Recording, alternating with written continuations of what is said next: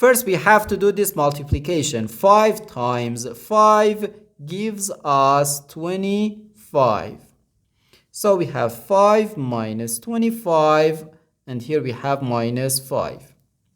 Now we have to do this subtraction. 5 minus 25 is just negative 20.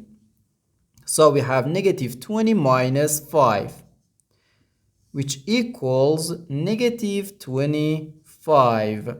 And this is our final answer to this problem. And this answer is correct, because according to the order of operations, which is PEMDAS, P stands for parentheses, E stands for exponent, M and D stands for multiplication and division, and A and S stands for addition and subtraction. First, we have to do parentheses, then exponent, then multiplication or division, and finally addition or subtraction. Remember that multiplication and division have equal priority, and we have to work from left to right.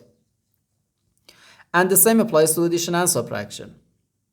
In this expression, we have two subtractions and one multiplication. According to the PEMDAS, first we have to do this multiplication, then this subtraction, and finally this subtraction, because multiplication has higher priority than subtraction. Multiplication comes before subtraction. And when we have more than one subtraction in an expression, we have to work from left to right. So first this multiplication, 5 times 5 gives us 25. Then this subtraction, 5 minus 25 gives us negative 20. And finally this subtraction, negative 20 minus 5 gives us negative 25. So this answer is correct.